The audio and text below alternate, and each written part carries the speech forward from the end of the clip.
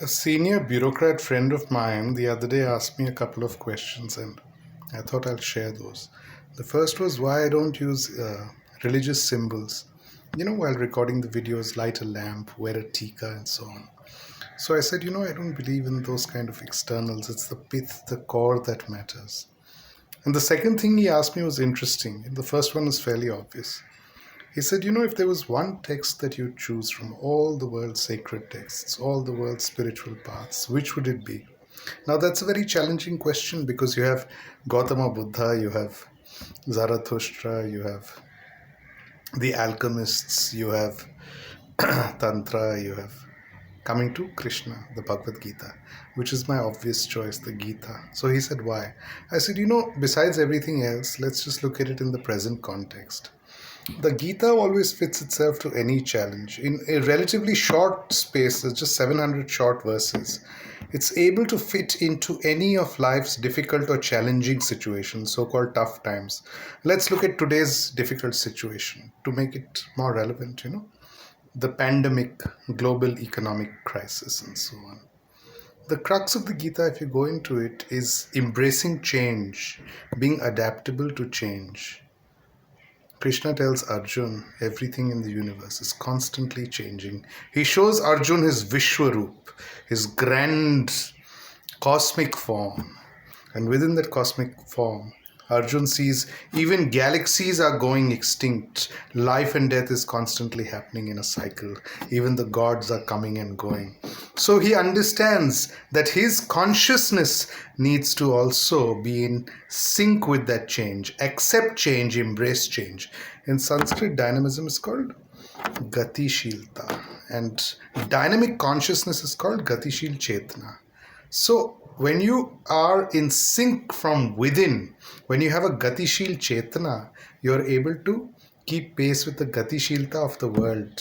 That sheer dynamism that is happening at the cosmic level, it's happening at the earthly level, it's happening at the terrestrial level, it's happening at our bodily level, it's happening at our mental level, it's happening as a constant sphere of change, yet there is something unchanging, and that's the spiritual key. Yes, to change your life, change your consciousness, be dynamic, but identify with the changeless, timeless dimension within you, the Atma, the soul.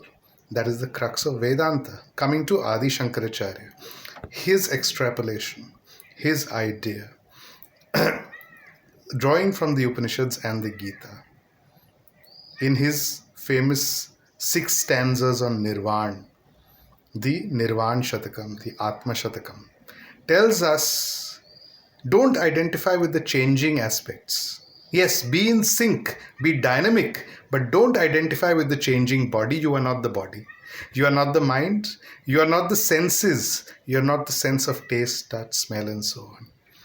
You are not comprised of who you think you are. You are not your personality, you're not your character, you're not your position, you're not your power, you're none of those. You are pure awareness and you are pure ananda, you're pure bliss. That is the nature of the soul. Being pure bliss, identify with the changeless aspect, the eternal aspect, and thereby you can deal with the changing aspect. It's a beautiful juxtaposition. Knowing yourself to be unchanging deep within yourself makes you embrace the changing because you're able to take it non-seriously. Then no matter what happens, you're not scared of change. Because you understand change will happen like the seasons, like day goes into night and night again goes into day, like spring goes into summer and summer into autumn and autumn into winter and again spring. So too is the cycles of life.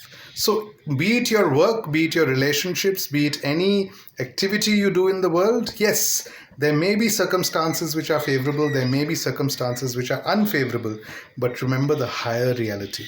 That is called dharmic living. And in the modern age, who better than Swami Vivekananda to exemplify it?